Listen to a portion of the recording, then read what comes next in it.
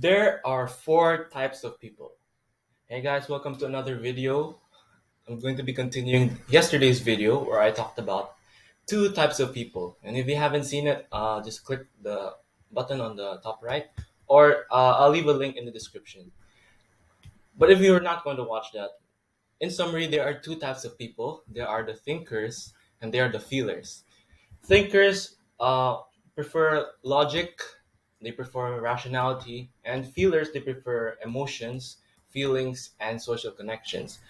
Now, in this video, I'll be delving deeper on the four subcategories of thinkers and feelers.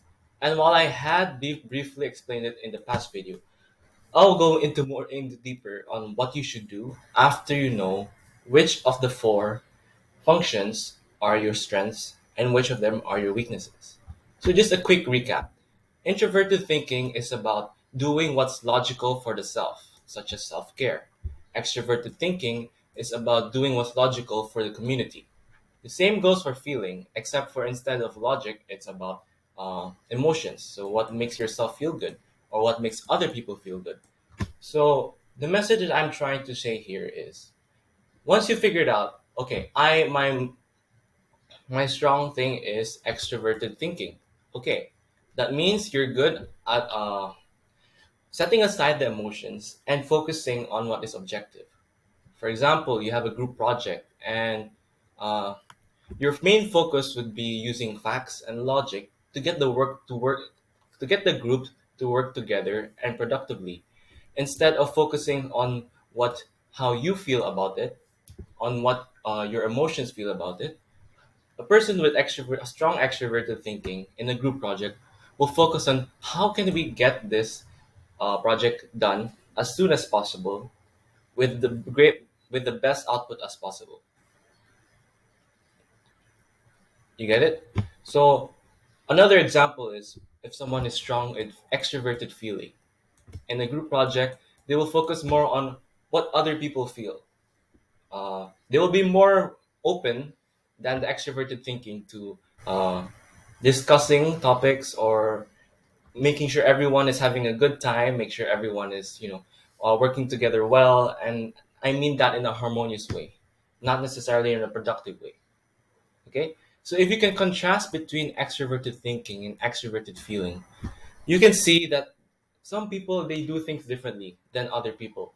And that's okay. What matters is your weak function.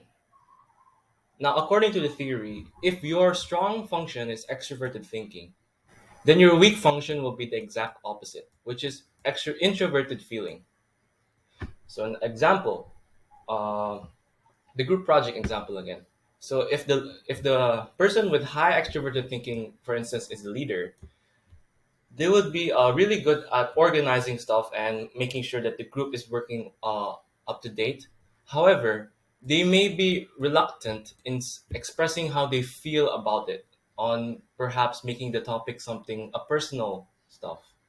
So the thing is, it may hold down the potential of the group, right? It may hold back the potential of the project because the leader is not showing his or her personal interest in the project, and therefore, there's a lost potential there. That's what I'm saying. Another example is if you're strong on introverted thinking, but weak, that means you're weak at extroverted feeling. That means you care a lot about what your personal needs, right? You care a lot about your health and all the things that keep you going. However, you might have a hard time connecting with others. So if a person with high introverted thinking would have to decide uh, on whether they should help someone or whether they should help themselves, 9 out of 10 times they would use help themselves. Not saying that they're they don't consider other people, but they don't find it a reason to consider other people's emotions and what other people think about them. So in conclusion, once you found out your weak function, don't just neglect it. Work on it.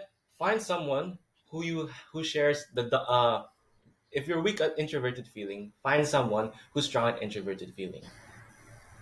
And that's all I have. Thank you for watching.